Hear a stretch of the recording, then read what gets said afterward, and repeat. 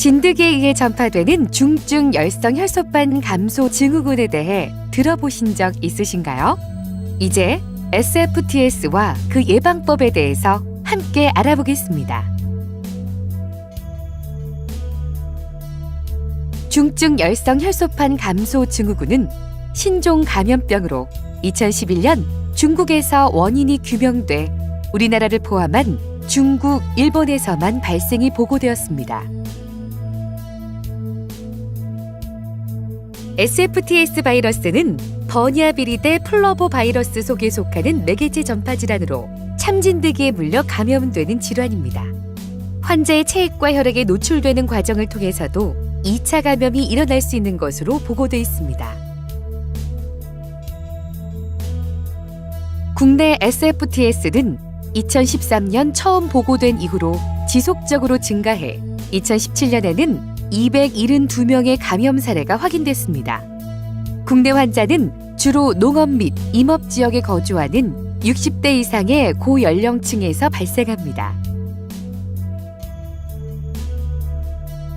작은 소피 참진드기는 유충, 약충, 성충 모두 흡혈을 합니다. 성장 단계별로 다른 숙주에서 흡혈을 하는 3숙주 진드기로 유충과 약충은 4에서 6일, 성충은 1주 이상 숙주동물에 기생하며 흡혈을 합니다.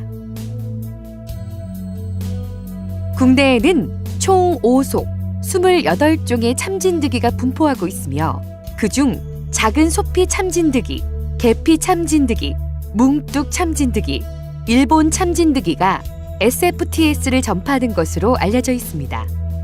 작은 소피 참진드기는 뚜렷한 지역적 차이 없이 전국에 걸쳐 비교적 고르게 분포하며 개체수가 가장 많습니다. 참진드기는 야생동물이 서식하는 모든 환경에 널리 분포되어 있으며 특히 잡목지, 초지, 무덤가, 화렵수림에서 참진드기 채집률이 높습니다.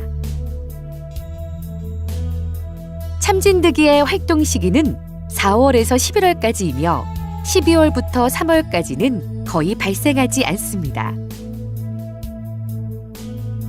진드기가 숙주를 감지하는 것은 동물이 지나갈 때 일어나는 이산화탄소의 배출, 냄새, 광선 강도의 변화, 체온에 의한 따뜻한 기류, 땅의 진동 등 여러 요인을 활용하는 것으로 알려져 있습니다. 참진드기는 탐색을 마친 후 협각이라고 하는 곤충의 큰 턱을 이용해 피부 표면을 벗겨내고 구멍을 냅니다. 큰 턱의 끝부분은 좌우로 휘어지며 조금씩 조직 안으로 삽입됩니다. 이후 구하체라고 하는 아랫입술을 찔러 넣어 고정시킵니다. 이후 구하체의 끝부분까지 삽입이 되면 흡혈을 시작합니다. 흡혈이 시작됨과 동시에 참진드기의 아랫입술을 통해 바이러스가 사람의 혈액에 침투합니다. 이 과정을 반복해 바이러스가 전파됩니다. 증상은 보통 4일에서 15일의 잠복기를 거쳐 38에서 40도씨에 이르는 고열, 혈소판 감소, 구토, 백혈구 감소 등이 동반되며 중증의 경우 근육 떨림, 혼동, 혼수 등의 신경계 증상이 발생하기도 합니다.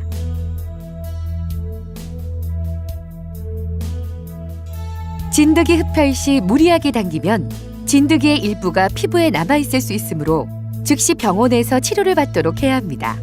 야외 활동 후 발열 등 증상이 있는 경우에도 병원에 내원해 진단을 받도록 해야 합니다.